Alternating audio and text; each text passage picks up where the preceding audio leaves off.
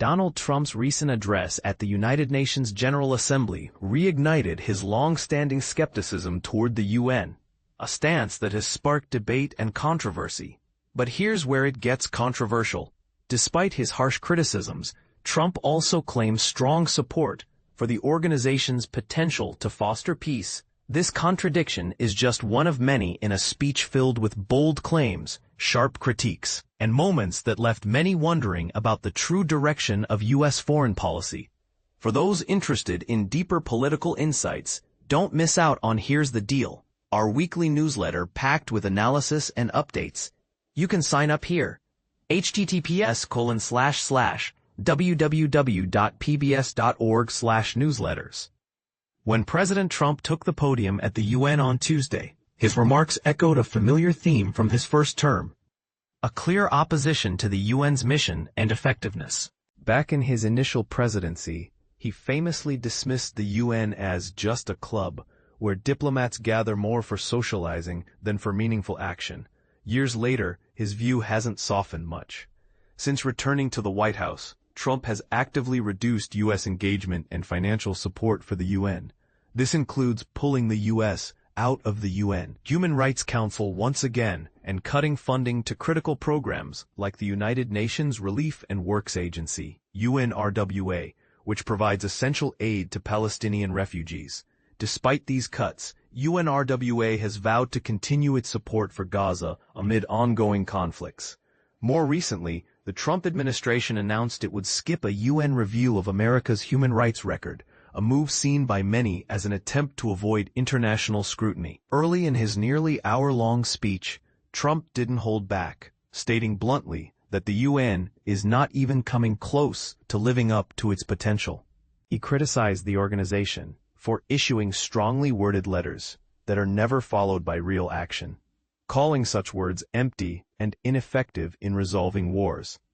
According to Trump, the only solution to conflict is decisive action, not rhetoric.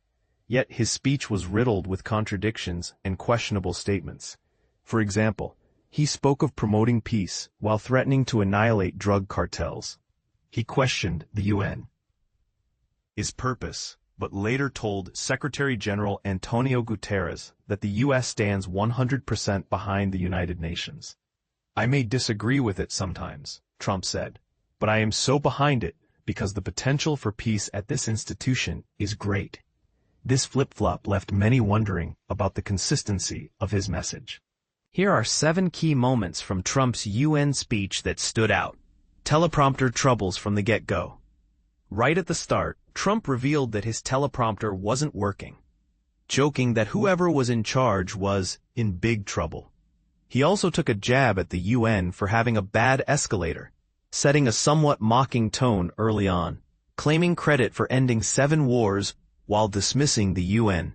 Trump, who is eyeing a Nobel Peace Prize, boasted about personally ending 7 wars, positioning himself as the true peacemaker rather than the UN. However, fact-checkers have pointed out that some of these conflicts were not actual wars or remain unresolved, casting doubt on his claims. Criticizing countries recognizing Palestine.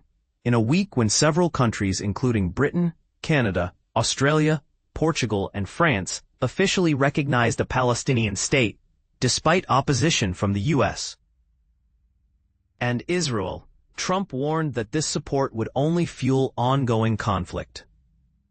He argued it would serve as a reward for Hamas, the group responsible for the devastating October 7th attack that ignited the Gaza war. Pressuring Europe to take a harder line on Russia, Trump threatened to impose a strong round of powerful tariffs if Russia doesn't end its invasion of Ukraine. He urged European nations to step it up by ceasing imports of Russian oil, signaling a tougher stance on Moscow. Harsh words on migration policies. Addressing global leaders, Trump criticized their immigration policies and touted his own mass deportation efforts in the U.S. as the best solution to what he called a crisis of uncontrolled migration. He bluntly told the assembly, "I'm really good at this stuff. Your countries are going to hell," a statement sure to provoke strong reactions. Denouncing climate change as a hoax, Trump dismissed climate change as the greatest con job ever perpetrated on the world, rejecting scientific forecasts from UN agencies. He criticized wind farms and other renewable energy projects, instead encouraging nations to purchase fossil fuels from the U.S., highlighting a stark divide in global environmental policy. Contrasting speeches amid rising U.S.-Brazil tensions, Brazil's President Luiz Inácio Lula da Silva opened the assembly with a call for renewed international cooperation, warning that anti-democratic forces worldwide threaten freedoms and institutions. Trump followed with criticism of Brazil, including a 50% tariff on many Brazilian goods, largely in response to the prosecution of former Brazilian President Jair Bolsonaro, a Trump ally recently convicted of plotting a coup. Despite the tension, Trump shared a surprisingly cordial moment, recounting a brief encounter with Lula where they embraced and expressed mutual liking. He even mentioned plans to meet next week, though details remain unclear. Yet, he quickly returned to criticizing Brazil's economic struggles. Lula, in an interview, emphasized that personal feelings toward Trump are irrelevant. What matters is mutual respect between democratically elected leaders to serve their people effectively. This speech and the surrounding events raise important questions. Can the UN still serve as a meaningful platform for global peace and cooperation amid such skepticism?